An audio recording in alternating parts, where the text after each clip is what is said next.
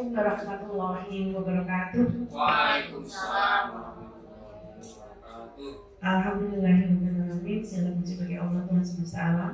Bahwasanya di siang kesempatan hari ini kita bisa berkumpul di ruang guru dalam rangka diseminasi budaya positif dalam pencapaian tugas pendidikan guru penggerak saya, yaitu tugas di modul 1.4, di mana sebagai calon guru penggerak kami disuruh untuk melakukan aksi nyata tentang budaya positif yang nantinya akan dilakukan di sekolah kita masing-masing. Nah, pada kesempatan hari ini saya berterima kasih sekali kepada Bapak Kepala Sekolah, Bapak Iwan Setiawan MPD beserta Ibu Waka, Ibu Hajah Nurniati SPD yang sangat-sangat mensupport dalam kegiatan CGP ini.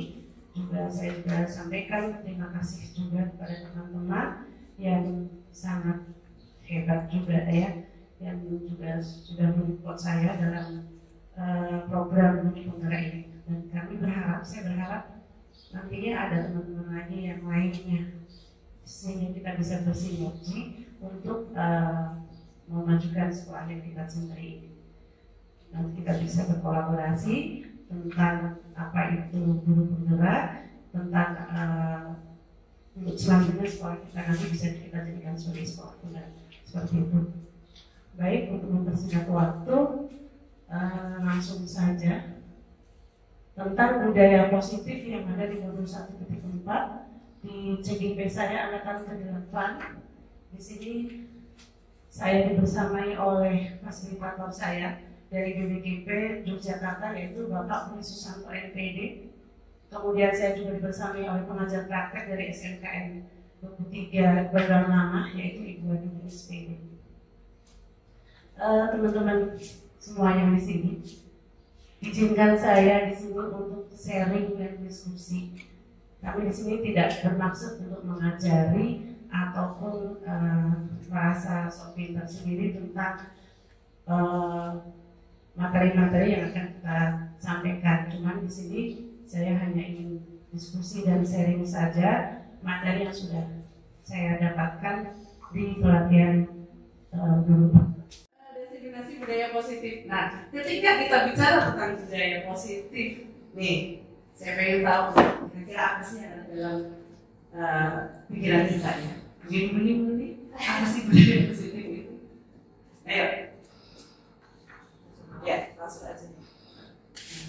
Menurut saya sih budaya positif itu adalah sikap ya atau perilaku yang memang menunjukkan karakter yang bagus, yang baik yang bisa dilaksanakan kepada anak-anak didik kita, dan itu bisa menimbulkan membentuk jati diri masing-masing peserta didik. Ya, betul sekali. Terima kasih. Gimana nih? Apa sih budaya positif? Ini partner saya. Ya, budaya positif adalah saya setuju dengan Bu Nuni, kebiasaan yang positif yang berkarakter, perilaku anak-anak yang baik, yang berkaitan dengan tingkah laku, dia belajar yang positif dan sebagainya. Terima kasih teman-teman.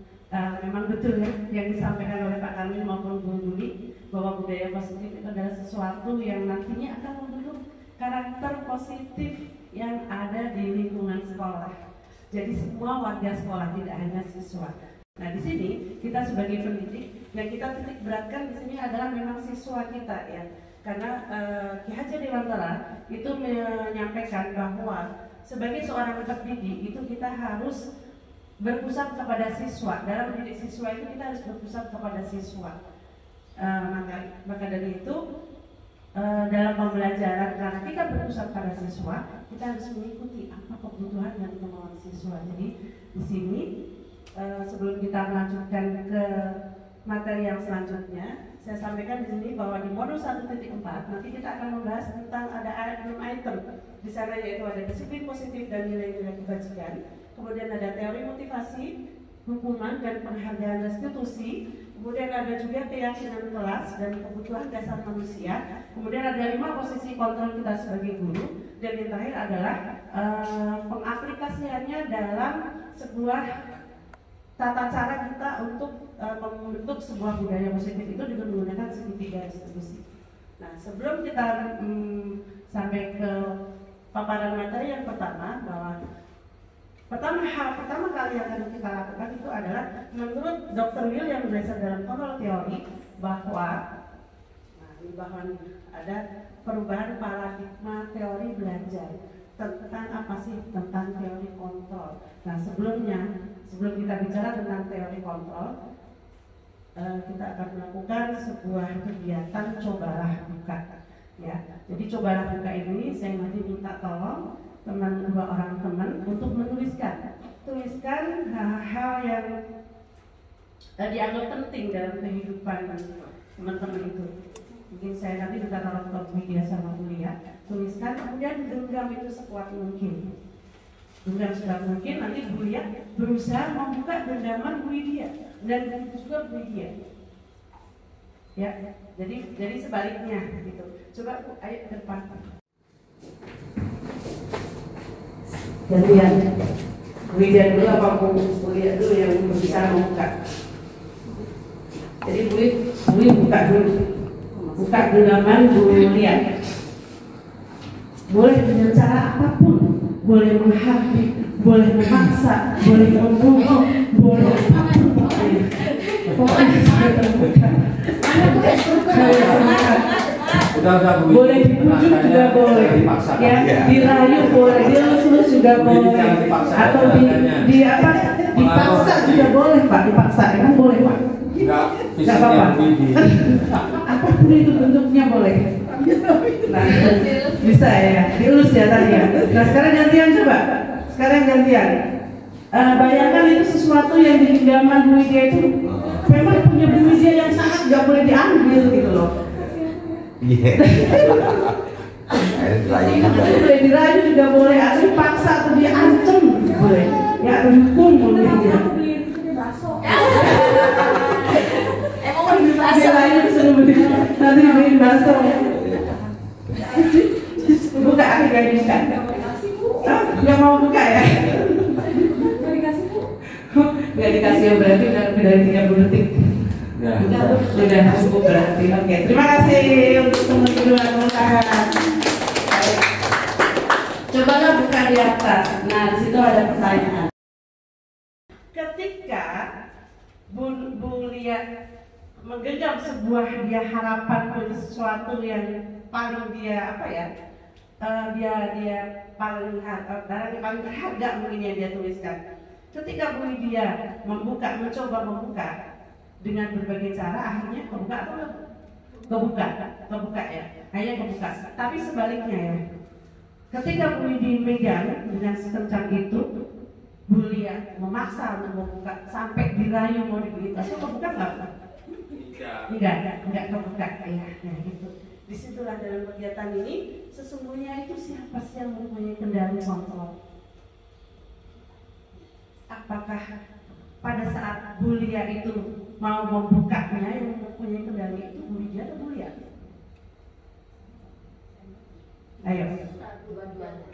Dua-duanya. Ketika Bu Lia mau membuka ternyata yang mempunyai kendali kontrol dua-duanya. Salah satunya. Iya, oke. Salah satunya. Ya, itulah. Betul sekali. Itu adalah sama dengan siswa kita.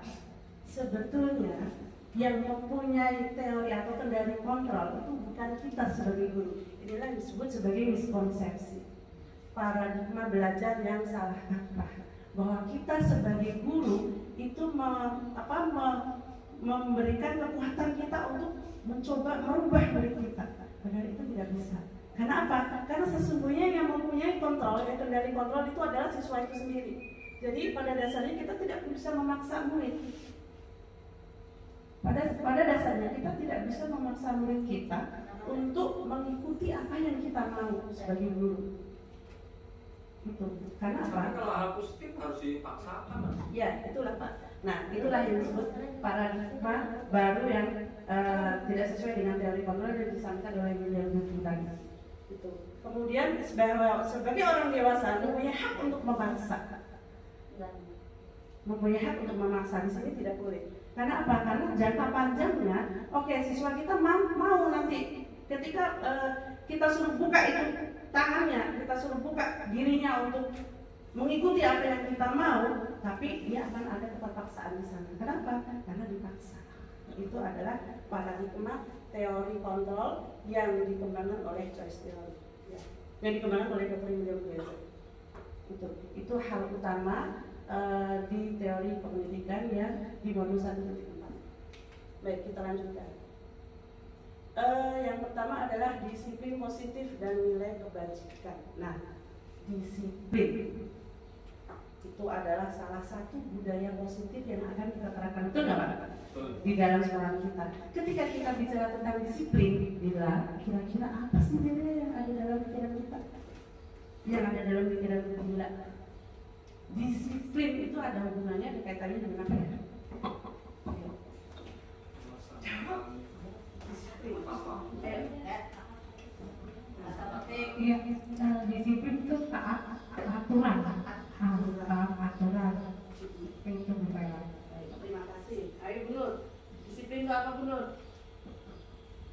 Disiplin yaitu mengikuti tata tertib atau aturan norma-norma kehidupan bersama.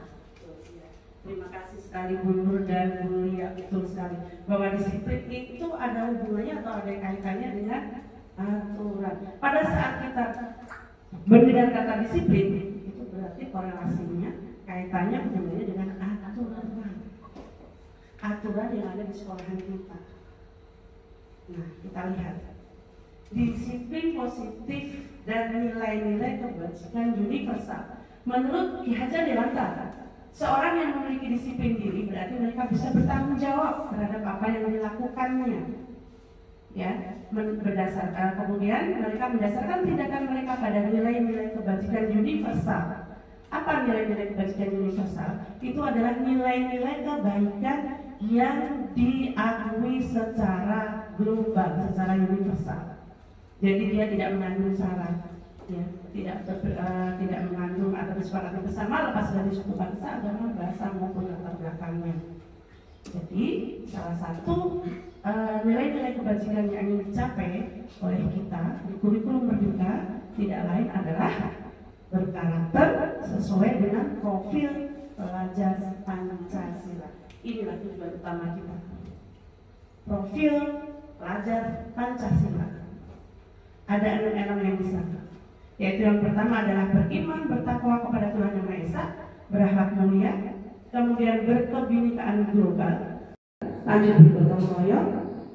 Ya, kita berharap anak-anak didik kita kreatif, kemudian bernalar kritis dan mandiri. Nantinya ini tujuan utama kita yang nanti akan kita tuangkan ya dalam sebuah visi dan misi sekolah kita.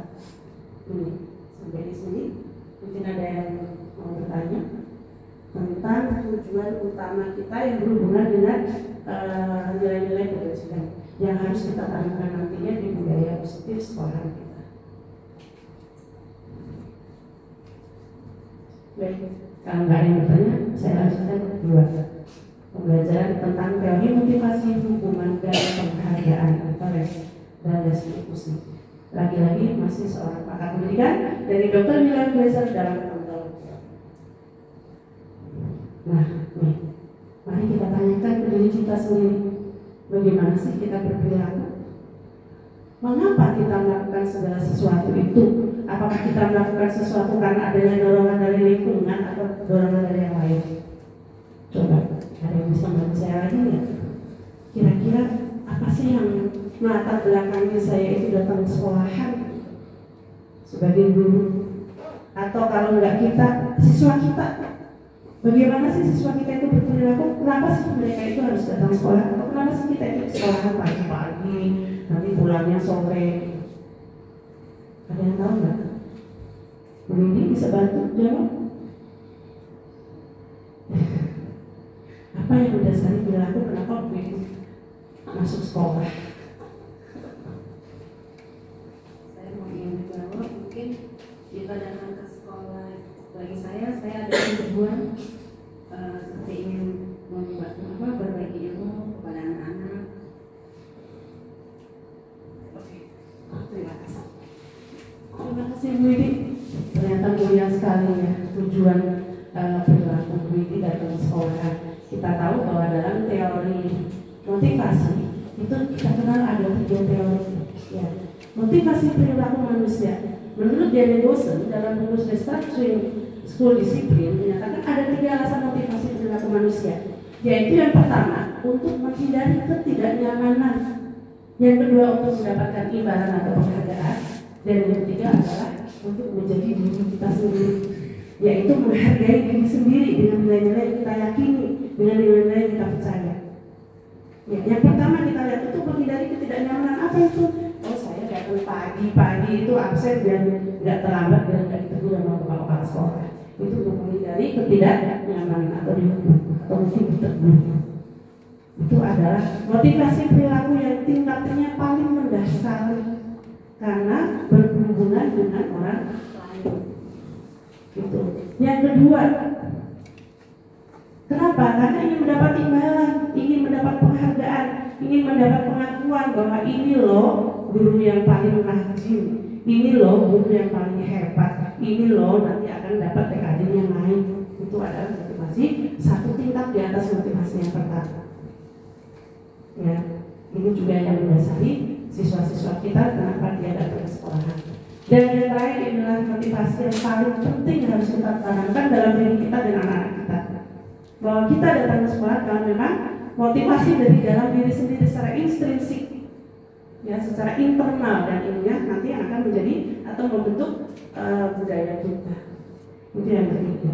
Nah, menurut Anda ini yang paling banyak didasari oleh anak-anak kita motivasi yang mana ya? 1, 2, 3 bis. Yang mana bis kira-kira anak-anak itu? Yang 2, penghargaan kah? Penghargaan. Iya, penghargaan dari gurunya, dapat nilai ya bisa, dapat nilai. Kemudian nggak diomelin Bu, nggak diomelin kamu bolos terus ya hari, iya disetrap. Kemudian nggak naik kelas gitu ya Bu, Bu Bri. Ya itu seperti itu, nanti jangan sampai seperti itu anak-anak kita. Kemudian ini ada kasus nih.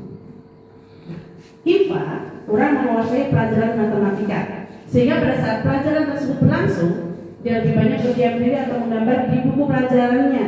Pada saat guru matematikanya Pak Seno menanyakan pertanyaan, IPA menjadi gugup dan tak sengaja menjatuhkan tasnya dari kursi, serta tiba-tiba menjadi gagap pada saat berupaya menjawab. Seluruh kelas pun tertawa melihat perilaku IPA yang bicara tergagap dan terkejut tersebut. Pak Seno pada saat itu membiarkan teman-teman IPA menetapkan IPA yang tergagap dan malu luar biasa, dan malahan minta IPA untuk maju ke depan dan berdiri di depan kelas sambil menunjuk hidungnya karena dia tidak bisa menjawab pertanyaan Pak Seno. Kelas semakin gaduh dan anak-anak pun tertawa melihat IPA di depan kelas menunjukkan ujung hidungnya. Nah, ini menurut Mas Yon nih, mahasiswa kita ini. Menurut Mas Yon, mahasiswa kita.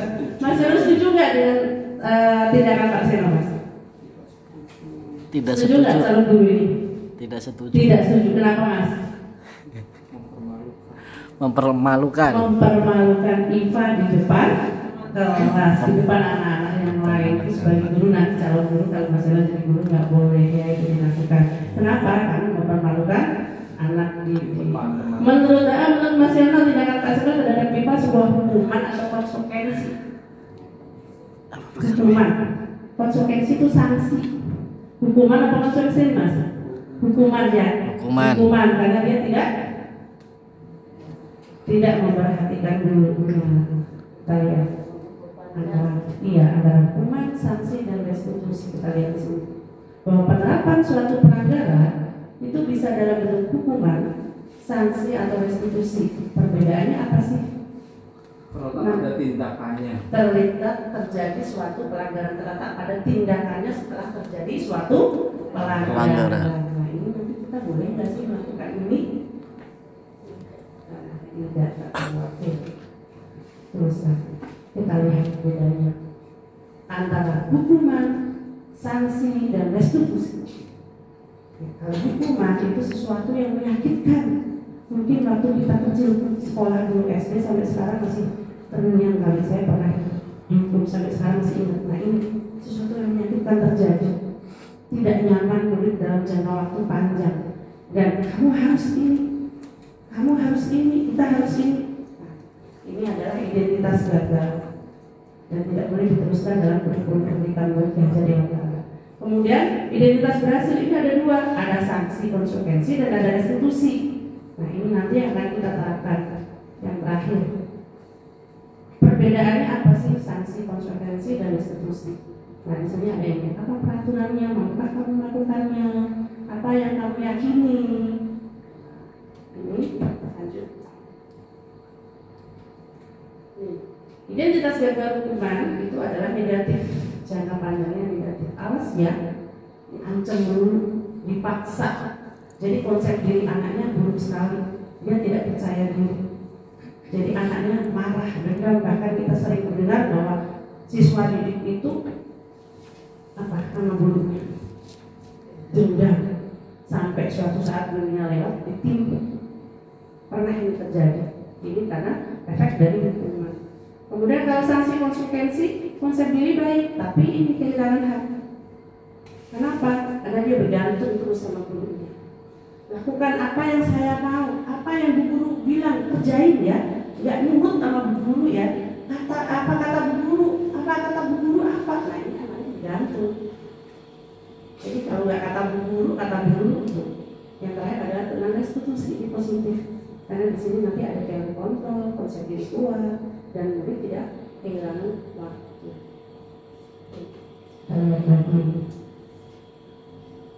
Nah, berdasarkan tabel di atas, hukuman bersifat tidak terencana, sementara disiplin dengan sanksi konsekuensi sudah terencana. Ini bedanya, intinya di situ. Nah, ini kita lihat hukuman atau konsekuensi. Wah, ini ketulis nih, jawabannya harusnya dihilangin kan. Kita skip dulu deh. Tulis jawabannya di situ. Iya, ya nggak apa-apa. Kayak dikit. Mencatat, ini contoh nih Mas Yoni. Mencatat 100 kali di dalam buku kalimat, saya tidak akan terlambat lagi, saya tidak akan terlambat lagi kan, dan seterusnya. Ini adalah bentuk dari sebuah sanksi konsekuensi. Kemudian yang kedua, lari mengelilingi lapangan basket, ini hukuman. Membersihkan coretan yang dibuat di meja tulis, ini sanksi konsekuensi. Kemudian murid diminta untuk push up, hukuman. Menggantikan kertas tugas temannya yang dicoret-coret, ini konsekuensi dan seterusnya. Ini adanya beda antara hukuman dan konsekuensi. Sudah ada 3 materi yang saya sampaikan di sini. Nah, sebelum lanjut ke materi lain selanjutnya, apakah ada pertanyaan lagi?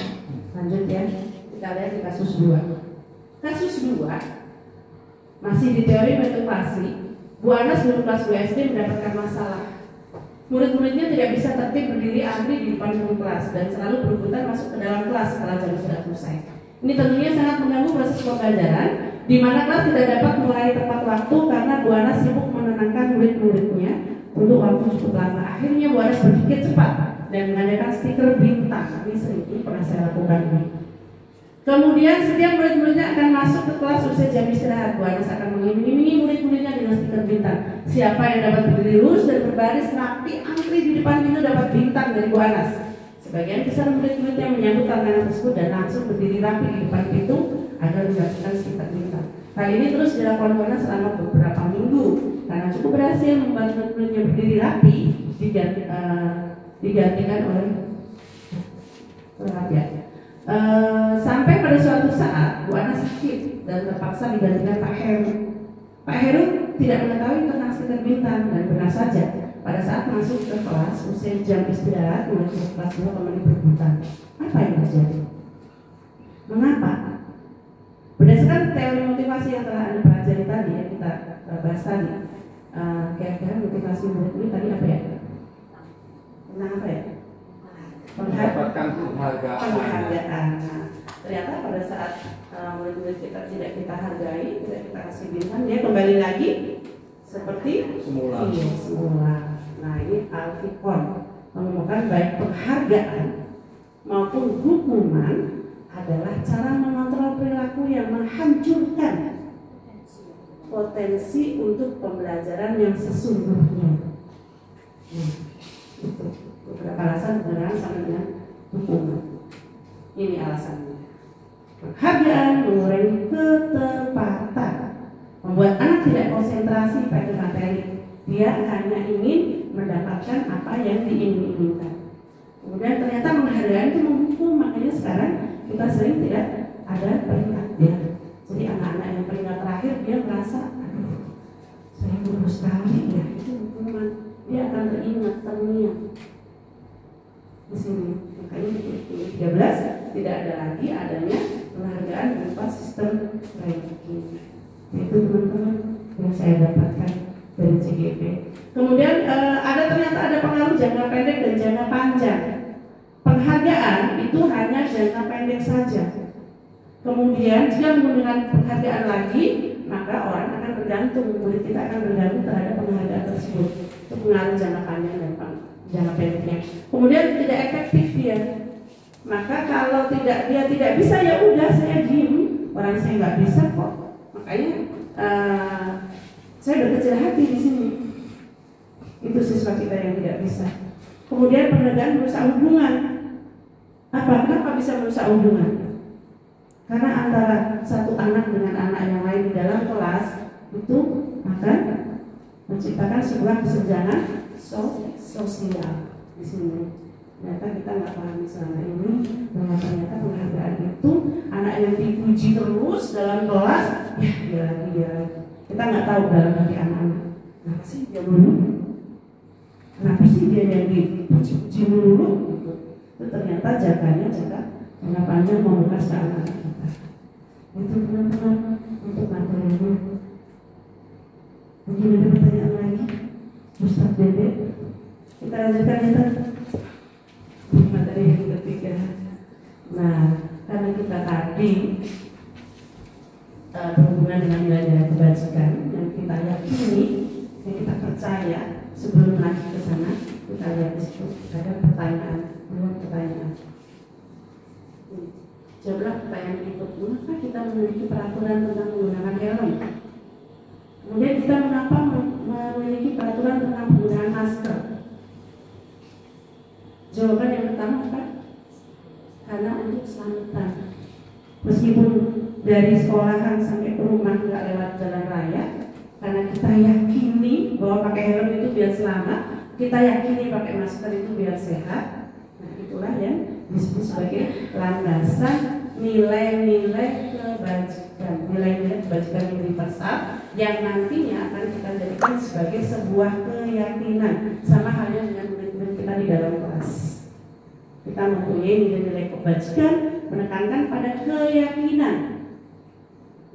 Akan lebih memotivasi seseorang dari dalam, sehingga akan tergerak, kemudian mengikuti serangkaian peraturan tertulis dengan makna yang sebetulnya. Ini landasan kita membuat sebuah keyakinan di dalam kelas sebelum kita melakukan pembelajaran di awal tahun pembelajaran. Yang kemarin harusnya kita sudah lakukan, dan saya yakin teman-teman sudah melakukannya. Kalau dulu kita sering mendengarnya itu bukan keyakinan ya, kesepakatan kelas ya, atau peraturan kelas. Nah, disinilah bedanya. Kalau peraturan tadi syarat dengan hukuman, ya kan, peraturan. Nah, di sini kita ganti dengan keyakinan. Menurut dosen, keyakinan akan lebih memotivasi seseorang dari dalam secara intrinsik. Nah, ini tergerak melakukannya. Ini kenapa kita sebut sebagai keyakinan kelas. Apa aja sih yang bisa kita lakukan untuk melakukan pembentukan keyakinan kelas? Dibuat dalam bentuk positif, kalimatnya harus kalimat positif. Kemudian keyakinan kelas diterapkan di kelas kita. Kemudian semua warga kelas berpartisipasi dalam membuatnya. Jadi kalau memang anaknya 32 ya semuanya masuk. Aja maju 32. Kira-kira apa sih yang dia mau? apa sih yang akan kita lakukan di kelas selama pembelajaran ini, kita itu meyakini apa aja sih gitu. Jadi setelah ini kita petakan, kemudian jadilah keyakinan kelas nanti. Datang tepat waktu, senantiasa bersikap 5S, menjaga kebersihan sekolah, dan seterusnya. Mudah mengucapkan kata terima kasih, senantiasa berkata tolong, selalu bilang maaf, dan izin setiap mau pinjam barang milik teman. Ini harus disepakati semuanya, dan kalimatnya tidak boleh dalam ungkapan kalimat negatif, tidak boleh tidak tepat waktu, tidak boleh ribut, jangan apa. Nah, itu kalimatnya harus bernuansa kalimat positif. Sampai di sini kita materi tentang keyakinan kelas. Ya, kayaknya ngantuk ya. Semangat tes breaking. Karena waktu ya. Lanjut aja langsung materi yang keempat tentang 5 kebutuhan dasar manusia. Ini materi ini harusnya kalau saya temui itu 1 bulan, tapi ini saya rangkum jadi 1 hari 1 jam. Ya, pada dasarnya kebutuhan dasar manusia itu ada 5. Kebutuhan bertahan hidup, cinta dan kasih sayang, penguasaan, kebebasan dan kesenangan. Sama, anak-anak kita juga mempunyai 5 kebutuhan tersebut. Kebutuhan bertahan hidup, ketika anak-anak kita jam istirahat dia langsung lari. Apa sih dia itu lapar? Ini harus kita kasih haknya. Ya, bertahan hidup. Yang kedua, cinta dan kasih sayang. Kita tahu bahwa anak kita si Vito beli dulu apa dulu, dia minta kasih sayang dulu. Ya, berburu mencari perhatian. Ini memang kebutuhan manusia termasuk kita supaya kita benar-benar ke ibu kita. Itu kebutuhan kasih sayang. Kemudian penguasaan, pengakuan atas haknya. Pengakuan kalau memang anak kita hebat ya katakan hebat. Kalau memang kurang hebat jangan katakan kurang hebat. Hebat. Karena apa? Karena keberagaman karakteristik anak-anak kita dari 32 siswa itu semuanya unik. Semuanya mempunyai karakteristik yang berbeda-beda, tidak bisa kita samakan. Kemudian kebebasan kebutuhan akan pilihan, dia bebas. Dalam pembelajaran kita bebas memberikan pilihan kepada siswa, maunya apa, belajarnya seperti apa. Jangan ke 32 itu kita samakan klasikal, kita ceramah semua. Kan anak-anak gaya belajarnya ada 3 ya. Ingat nggak? Ada gaya belajar yang modelnya audiovisual, ada yang visual, ada yang kinestetik. Itu 3-tiganya itu harus kita kasih kebutuhan mereka. Ya, jadi dalam pembelajaran menurut Ki Hajar Djimantoro itu bahwa setiap kita pembelajaran harus mengandung 3 itu. Bikin visualnya dengan gambar, kita tayangkan video, dan terakhir dia harus praktek. Jadi untuk mencukupi kebutuhan berdiferensiasi dalam pembelajaran, diferensiasi dalam konten. Jadi kontennya harus kita siapkan yang susah untuk anak yang kurang, yang agak kompleks bacaannya, dan anak-anak yang sudah sangat mahir sekali. Itu diferensiasi kontennya, isi materinya. Kemudian prosesnya juga harus berdiferensiasi. Strategi pembelajarannya, metode pembelajaran, model-model pembelajarannya, itu sampai dengan penilaiannya. Seperti itu teman-teman yang kami dapatkan. Kemudian adanya kebutuhan untuk merasa senang. Nah, ini kita harus memberikan kebebasan kepada anak kita untuk bermain, tertawa, bahagia, mereka saling ini di dalam kelas. Ya, kalau pembelajaran sekarang, kalau kelas rame itu malah mereka merasa bebas.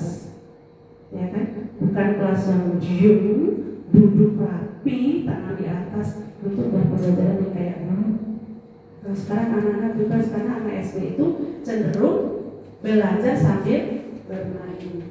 Itu hak mereka. Pas, saya udah 4 materi teman-teman. Lanjut, oke lanjut.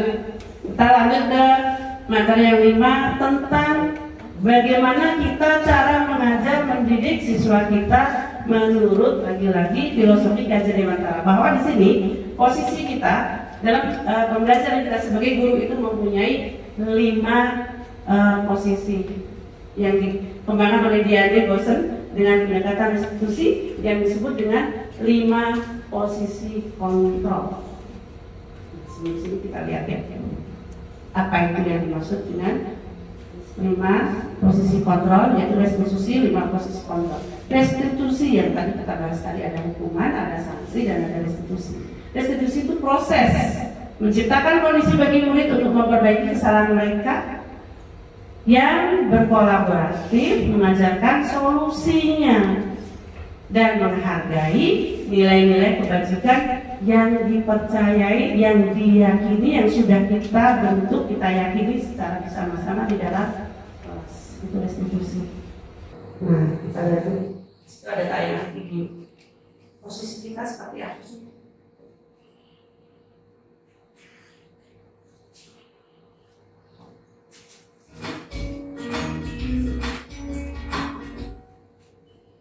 Salam bahagia Ibu dan Bapak guru hebat. Dalam penerapan disiplin positif restitusi, salah satu program yang dikembangkan adalah 5 posisi kontrol.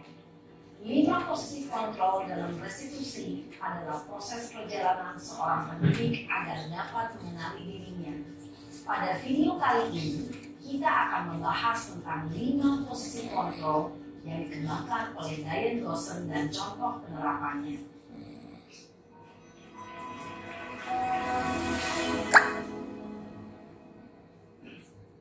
Lima posisi kontrol itu adalah 1. Posisi penghukum. 2. Posisi pembuat merasa bersalah. 3. Posisi teman. Ini posisi kita sebagai guru ya. Posisi pemantau atau monitor. Dan 5. Posisi manajer. Untuk lebih memahami kelima posisi tersebut, mari kita saksikan kasus Naren yang terlambat hadir 20 menit di sekolah dan melihat bagaimana kelima posisi kontrol dalam menghadapi masalah tersebut.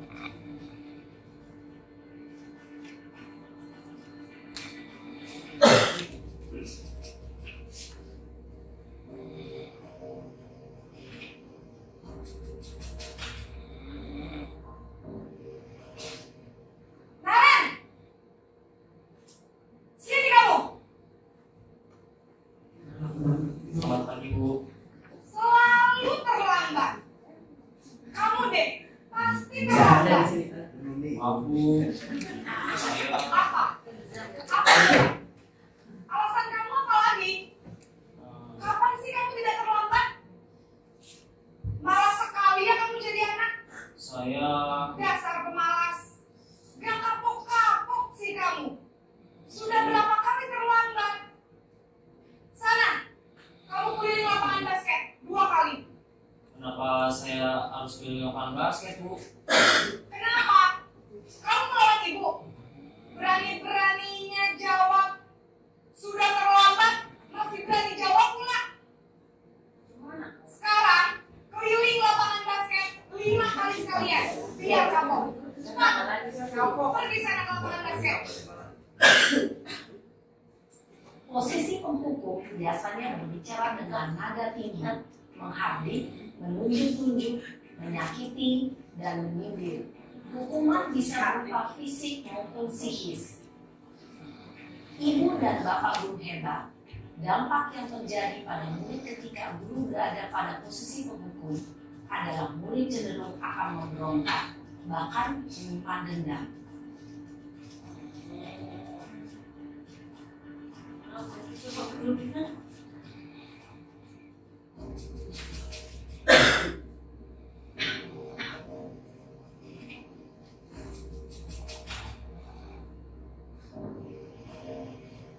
Naren!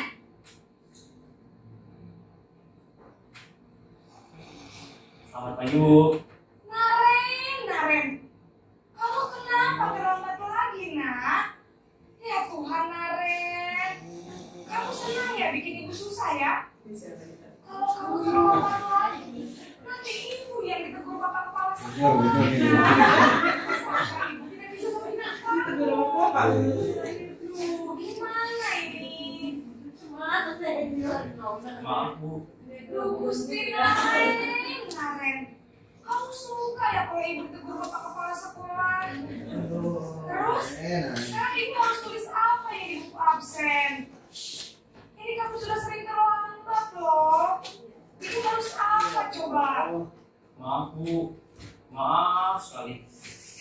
Ya sudah, lain kali jangan bikin ibu susah lagi ya nak ya. Ibu tidak akan kuat lagi kalau kamu begini terus. Bisa jadi kalau ibu tegur bapak kepala sekolah. Sana cepat kelas. Maaf ya Bu, maaf sekali. Posisi pembuat rasa bersalah berbicara dengan nada tenang, cenderung lembut. Namun kata-kata yang diutarakan membuat murid merasa menjadi orang yang gagal, memandang buruk dirinya sendiri, merasa tidak berharga, dan tidak sanggup membahagiakan orang lain. Ketika guru mengambil posisi pembuat rasa bersalah, murid akan menganggap dirinya yang bersalah dan ia akan menyimpan emosi negatif tersebut di dalam dirinya.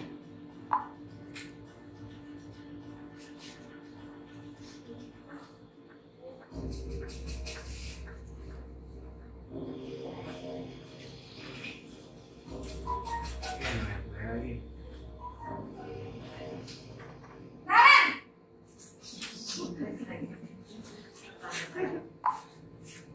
Selamat pagi Bu. Wah, sudah jam berapa ini nak? Terlambat lagi ya sayang. Iya Bu, habis ibu saya lupa bangunkan saya Bu. Kamu malah menyalahkan ibu kamu.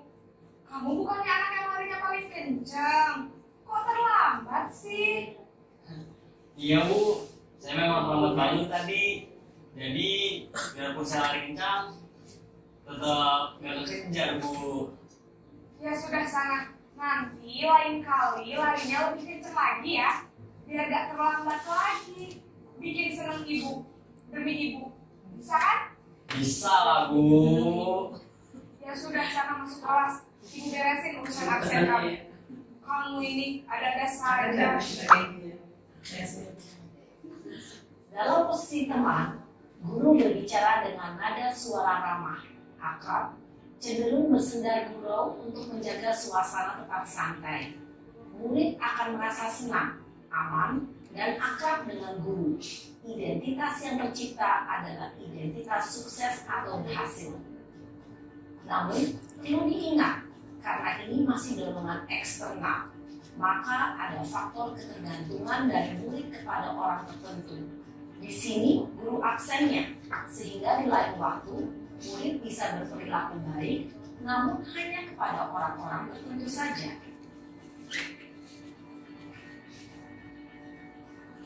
Masih ada dua lagi Bu. Posisi pemantau dan meja.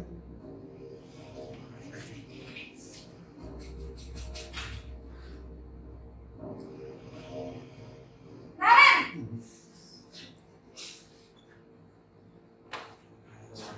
Selamat pagi Bu. Naren, apa peraturan sekolah kita tentang jam berapa kita harus masuk sekolah, nak? Kita harus di sekolah jam 7 Bu. Iya betul, sekarang sudah jam 7.20. Naren sudah tahu konsekuensinya jika terlambat hadir. Paham Bu, saya harus tinggal kelas pas jam istirahat selama 20 menit. Iya benar, konsekuensinya demikian. Jadi nanti jam 9.30 pas istirahat, kamu harus tinggal di kelas, kerjakan tugas tambahan untuk ketertinggalan kamu, ya? Baik Bu.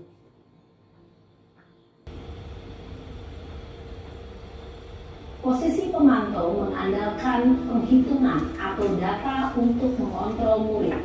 Guru mengarahkan murid berdasarkan peraturan dan konsekuensi. Seorang pemantau menunjukkan bahasa tubuh dan ekspresi wajah yang datar dan cenderung formal.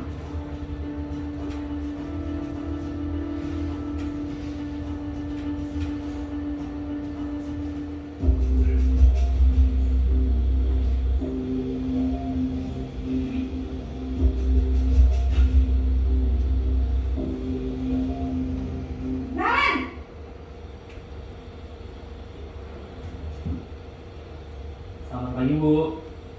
Selamat Maaf Bu, saya terlambat.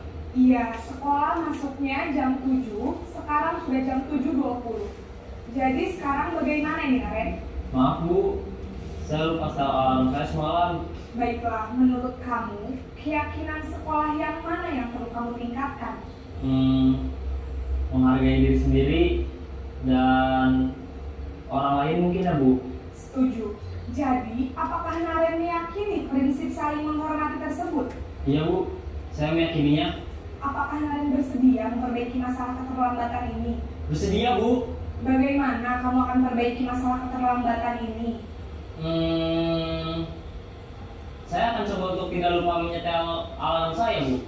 Baik, kalau Naren lupa menyetel alarm di rumah, ada orang yang kira-kira bisa bantu mengingatkan tidak? Ada Bu, kakak saya, Kak Emma. Ada lagi selain Kak Emma? Selain Kak Emma, ada ibu saya. Baik, jadi yang mengingatkan Naren adalah Kak Emma dan ibu kamu ya? Kira-kira akan mulai setel alarm kapan nih Naren? Setelah pulang sekolah, akan segera saya lakukan. Baik, jadi Naren akan setel alarm untuk bangun besok pagi dan akan diingatkan oleh kakak dan ibunda Naren ya. Ada lagi yang mungkin perlu dilakukan Naren agar tidak terlambat bangun lagi? Tidak ada Bu.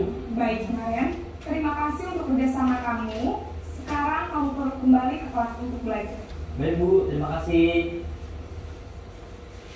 Posisi manajer adalah posisi kontrol yang disarankan untuk membimbing murid memiliki sikap disiplin yang positif, yaitu murid yang mandiri, bertanggung jawab, dan dapat memecahkan masalah. Tujuan dari posisi ini adalah agar murid dapat berefleksi atas tindakannya. Guru akan dengan tulus memberikan pertanyaan-pertanyaan bermakna, sehingga membuat murid dapat belajar dari kesalahannya dan mencari sebuah solusi untuk menyelesaikannya. Itu adalah 5 posisi kontrol yang kita terapkan dalam kehidupan sehari-hari kita. Mungkin dari 5 itu biasanya kita melakukannya yang mana? Ayo, apakah kita posisi kontrol kita sebagai seorang guru, kita sebagai seorang guru memposisikan kita mengontrol siswa-siswa kita sebagai penghukum, atau sebagai rasa bersalah pada anak-anak, atau sebagai pemantau, ya, yang ini cenderung dilakukan oleh sekolah-sekolah yang pakai sistem poin mungkin ya, poin itu pemantau dengan aturan-aturan yang sedemikian jibunnya. Dan yang terakhir yang diharapkan adalah posisi kontrol sebagai seorang manajer. Itu yang diharapkan. Nah, dan sebagai penghukum, kemudian sebagai orang pembuat bersalah, kemudian yang selanjutnya adalah sebagai teman. Ini bisa dilakukan biasanya anak-anak SMA ya, tapi ini juga tidak efektif juga. Kemudian sebagai pemantau, dan yang terakhir adalah sebagai kontrol. Nah, ini yang diharapkan oleh kurikulum kita. Jadi di sini ada nilai-nilai kebajikan universal yang diyakini oleh kelas atau yang dijadikan keyakinan sebuah keyakinan oleh sekolahan kita. Jadi untuk mengatur perilaku seseorang dengan membimbing, dia mengatur dirinya sendiri, dia menentukan apa yang harus dia lakukan. Itu sebagai manajer. Nah, dalam pengaturan kita kepada siswa untuk menjadi seorang manajer, digunakanlah sistem atau cara-cara yaitu yang disebut sebagai segitiga restitusi. Ini adalah langkah-langkahnya bagaimana kita bisa menjadikan kita pengontrolnya itu sebagai seorang manajer. Ada tahapannya. Menurut Jenny Gosen bahwa ada tahapannya guru untuk menyiapkan anaknya melakukan sebuah restitusi, namanya segitiga restitusi, dengan menggunakan pendekatan segitiga restitusi. Apa di sana? Ya, yang disebut sebagai segitiga ya. Jadi ada menstabilkan identitas, kemudian validasi tindakan yang salah, kemudian meyakinkan keyakinan yang nantinya akan dijawab langsung oleh siswa tersebut. Ciri-cirinya sebuah tawaran bukan paksaan. Kemudian fokus pada karakter, bukan tindakan. Yang terakhir adalah ada solusinya di sana. Itu restitusi. Ini langkah-langkahnya. Dan di sini ada video lagi bagaimana kita konkretnya kayak apa sih kita memperlakukan anak kita itu. Satu lagi. Dengan menggunakan segitiga restitusi. Kalau anak kita bermasalah. Salam dan bahagia Ibu dan Bapak guru hebat. Pada video kali ini kita akan membahas tentang salah satu program disiplin positif yang diterapkan di lingkungan sekolah yang dikenal dengan nama restitusi.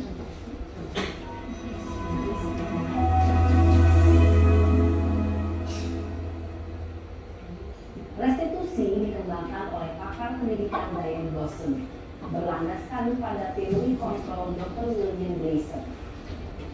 Segitiga restitusi adalah suatu proses dialog yang dijalankan oleh guru atau orang tua agar dapat menghasilkan murid yang mandiri dan bertanggung jawab. Pada saat guru di posisi manajer, aspek yang dikembangkan pada murid adalah motivasi intrinsik, sehingga penanaman nilai-nilai kebajikan dapat tumbuh dan berkembang menjadi suatu kebiasaan positif yang akhirnya membentuk karakter murid. Proses dialog ini terdiri dari 3 langkah yang digabungkan pada 3 sisi pada segitiga restitusi. Sisi pertama adalah menstabilkan identitas. Sisi yang kedua adalah validasi tindakan yang sah. Dan sisi yang ketiga adalah menanyakan keyakinan. Ibu dan Bapak guru, berikut ini akan ditunjukkan bagaimana seorang guru berada dalam posisi manajer menggunakan penerapan segitiga restitusi.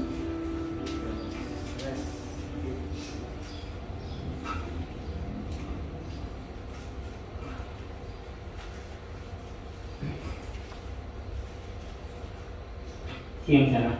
Siang Pak. Sudah lama nggak ketemu Sarah. Kenapa hari ini ada di sini? Kesel Pak, kesel banget.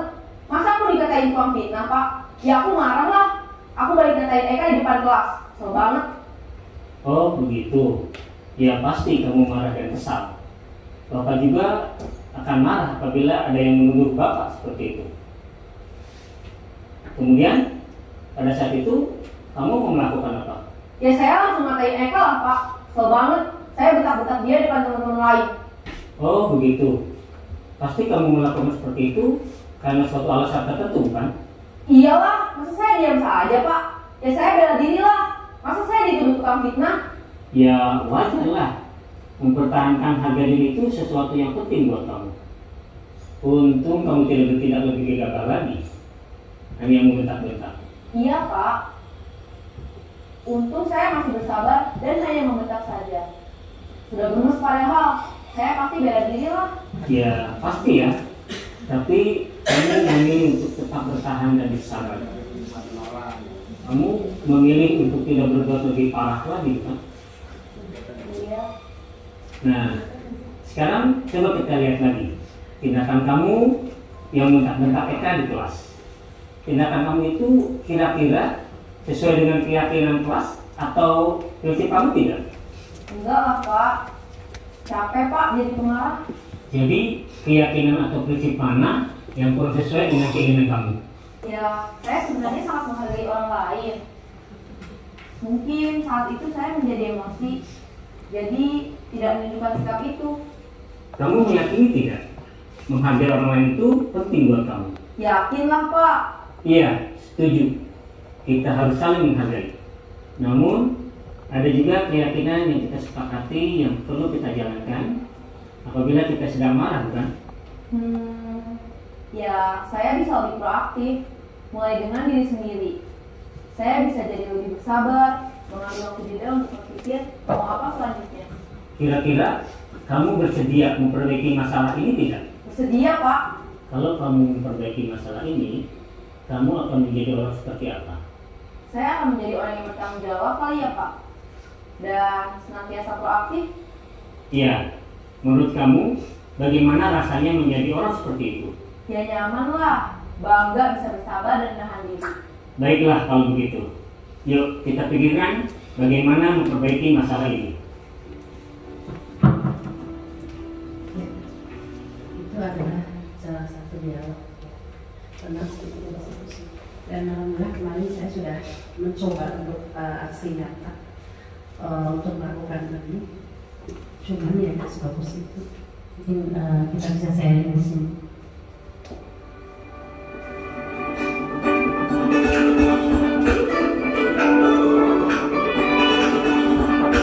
Di bagian ini kita akan melakukan dulu tes diagnostik aset. Ya, waktu pembelajaran kemarin saya membuat aksi nyata ini, mencoba untuk mempraktikkan cara pengontrolan diri sebagai seorang manajer dengan menggunakan sistem sedikit restitusi. Kasusnya ada siswa kita yang terlambat sudah 15 menit berlangsung.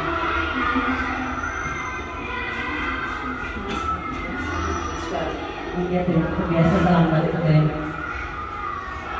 Alhamdulillah Bu, habis ini kan ada terlambat lagi.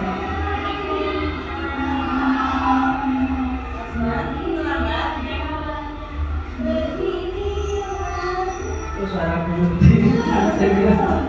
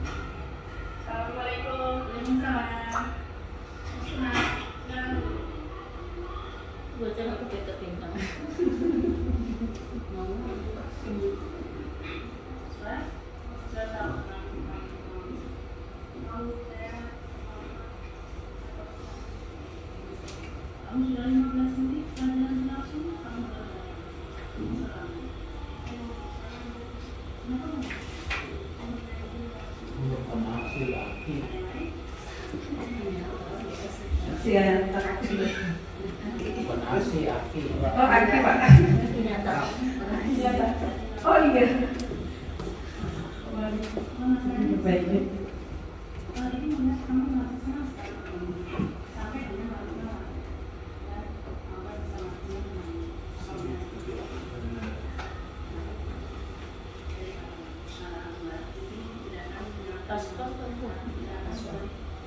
Suaranya kurang. Suaranya anak sama mereka kurang terkali.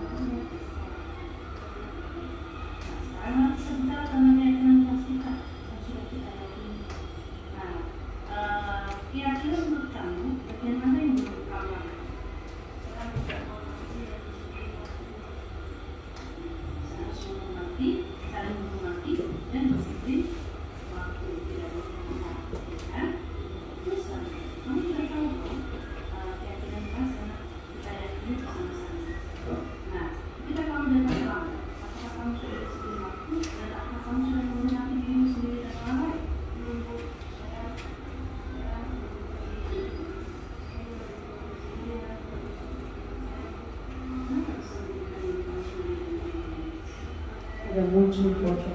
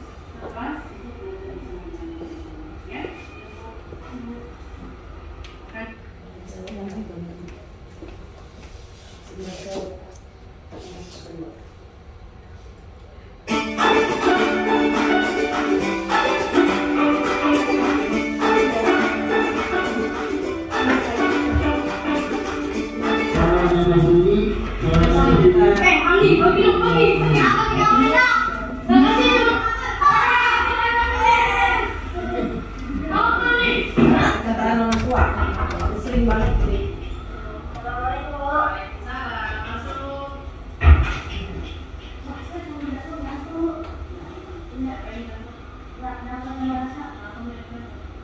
kita makanan rasa berapa menggunakan air rasa. Ya. Assalamualaikum Bu. Salam masuk. Bu manggil kami. Saya manggil kalian berdua.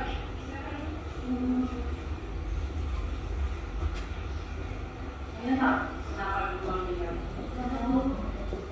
Bisa dibunuhnya dari teman kalian dan kalian bentar lagi dijelaskan. Apa benar Bu? Benar Bu. Benar. Kalian bentar lagi. Kita langsung ke masalah. Masak. Maaf ya, tadi saya sedang makan. Lalu Dafa manggil saya dengan nama ayah saya. Dan Dafa sudah sering memanggil saya dengan nama ayah saya. Lalu saya marah dan saya memukul Dafa Bu. Benar Bu, sakit Bu. Saya dipukul oleh masa. Saya merasa pukul, tapi itu sekarang bilang di sana. Masa, Dafa, apakah kalian tahu apa salah? Ya Bu.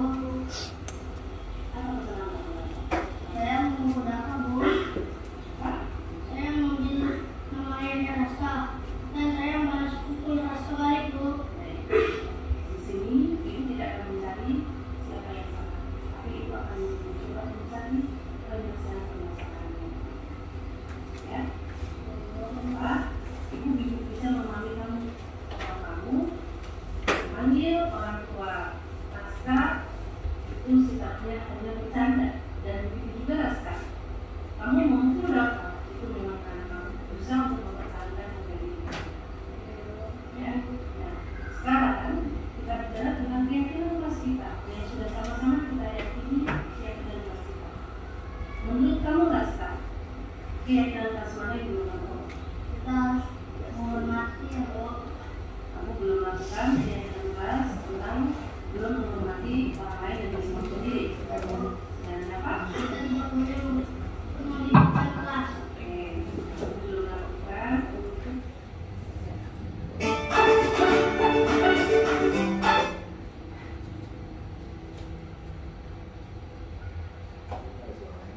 Ya, tadi aksi nyata yang sudah kami lakukan. Kami berharap di sini nanti kita bisa discuss, kita sharing, dan kita berkolaborasi untuk menyampaikan atau mempraktekkan apa yang sudah kami dapatkan di pendidikan pelatihan guru penggerak itu teman-teman. Mungkin ada yang mau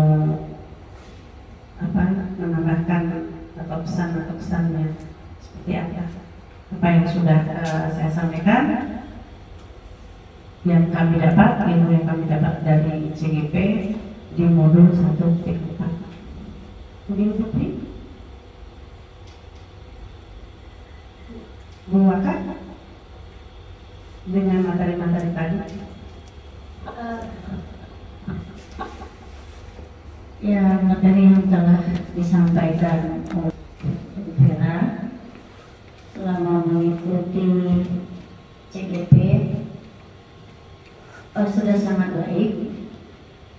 Mungkin setelah kita lihat video-video tadi, mungkin kita akan bisa juga mempraktekkan untuk anak-anak kita yang tadi mungkin kita belum tahu, tapi setelah Vera mengikuti CGP ini, kita lihat dengan apa yang telah dipelajari Vera, apa yang telah diikuti Vera, bisa akan kita tularkan kepada anak didik kita di sekolah kita di tahun 9. Mungkin itu kan Baik, terima kasih Bu atas masukan dan motivasinya. Mungkin ada satu lagi sebelum kita menutup acara ini. Bapak. Terima kasih Bu Vera. Bapak Ibu, baik. Hari ini kita sudah melihat, menyaksikan bersama dari tugas Bu Vera sebagai CGP, dan ini memang sudah sangat baik, sudah sangat bagus. Cuma saya mungkin memotivasi ke teman-teman, ternyata ini nggak susah gitu, nggak susah, ya kan? cuma memang butuh proses gitu. Jadi kalau Bu Vera saja bisa, yang sudah banyak yang dia lakukan, yang kemudian tentang tanggung jawabnya sebagai bendahara dan sebagainya, masih bisa untuk mengikuti CGP ini. Nah, jadi artinya, ayo saya mau mediasi yang lain untuk menjadi CGP selanjutnya, sehingga di Bintaro 09 ini hanya atau bukan hanya Bu Vera saja. Gitu. Di sini kan kita masih punya tenaga muda yang potensial, Bu Dia, Pak Pigia, gitu ya, Bu Rupa yang dalam hal ini masih cuti. Atau yang lainnya juga, gitu. Jadi karena kalau sekolah sudah melahirkan guru-guru penggerak, itu suatu prestasi yang sangat luar biasa buat sekolah. Dampak imbasnya sangat positif, ya. Jadi jangan takut, wah tugasnya banyak atau lain sebagainya gitu. Karena di sini sudah ada satu Bu Vera sebagai apa ya, penyemangat, motivator kita, gitu kan, yang sudah memulai. Nah, jadi yuk kita lah yang akan selanjutnya menjadikan sekolah kita berprestasi, baik diri sendiri maupun sekolah. Karena kalau Bapak Ibu sudah paham ini, setelah lulus CGP atau setelah menjadi guru penggerak, itu akan ada rewardnya, akan ada kalau dalam perlombaan itu ada hadiahnya gitu kan. Dan ini memang yang sedang dilakukan oleh kementerian, dalam artian untuk menciptakan kepala-kepala sekolah, salah satunya yang benar-benar bisa menjadi seorang manajer yang baik di sekolah gitu. Apalagi terutama yang sudah PNS kayak Bu Nuni ini kan, ikut Bu Nuni, nah gitu, yang lain gitu ya, harus itu. Jadi saya memberikan motivasi saja gitu di sini ya. Karena kalau tadi kita simak materi ya sudah sangat bagus. Kebetulan juga setiap lagi ada pendampingan PI dari PP-nya yaitu Bu Wadini tadi, nah, saya selalu dilibatkan gitu. Dan terakhir kami itu diskusi tentang kemarin itu yang di ruang operator, kami itu Bu Lydia, kemudian saya, terus Caca ya. Dan situ enjoy sih, dalam melaksanakan itu enjoy, enak gitu kan. Jadi jangan ada rasa takut, dan itu sangat membantu Bapak Ibu guru untuk melaksanakannya dan untuk karir dari Bapak Ibu ke depannya gitu ya. Nah kalau jadi begitu, kalau mungkin saya buaka itu ya memberikan motivasi saja gitu. Itu motivasi dari saya. Kalau untuk materinya sudah sangat bagus. Memang kalau dicontohkan tadi kan dari yang misalnya daerah 5 kontrol itu ya, itu memang bukan siswa SD ya kan, siswa SMA. Kalau siswa SMA mungkin kalau diatur cara bicaranya udah enak gitu. Tapi dengan lihat aksi nyata yang Bu Vera lakukan, itu kan memang langsung dari anak-anak kita. Dari situ saja anak kita itu udah ada semangat untuk mau itu. Berarti bagaimana kita yang mengarahkan mereka untuk membuat mereka ada perubahan, dari ada kasus terlambat, ada kasus perkelahian, kemudian dicari penyebabnya dan seterusnya. Nah itu mungkin itu kan sering kita lakukan dalam setiap kita memberikan di kelas gitu kan. Cuman tanpa kita sadari, gue nggak bisa CGP, saya nggak bisa CGP. Tapi udah kita lakukan itu, seperti kasus aksi nyata tadi kan, itu udah kita lakukan. Baik memberikan hukuman, memberikan sanksi, konsekuensi. Tadi ada yang menulis 100 kali, ada yang berlari, apa itu hukuman atau konsekuensi apakah dari kasusnya tadi gitu. Dan dulu juga begitu, waktu saya jadi guru, saya begitu juga Bapak Ibu. Ya, jadi pada saat anak saya kasih PR 10 soal misalkan, ada anak yang tidak mengerjakan 5 soal. Dia hanya mengerjakan 5 soal, tidak dikerjakan 5 soal. 5, 6, 7, sampai 10. Saya memberikan itu, kalau saya memberikannya namanya hukuman. tulislah 10 kali ya soal yang kamu tidak kerjakan. Gitu. Jadi dari nomor 5 sampai ke nomor 10. Gitu. Dia kerjakan itu 10 kali. Ya kan? Ternyata di sini bukan hukuman gitu. Kalau hukuman itu kan berlari mengenai ini suatu konsekuensi kan? Berarti dengan adanya kesepakatan gitu. Walaupun sumbernya dari yang memberi hukuman yaitu guru. Gitu. Ternyata sudah saya lakukan, gitu. Ya kan? Nah, karena kan ini bersumbernya dari Ki Hajar Dewantara kan, filosofinya. Kan Ki Hajar Dewantara itu kan hidup beberapa tahun yang lalu.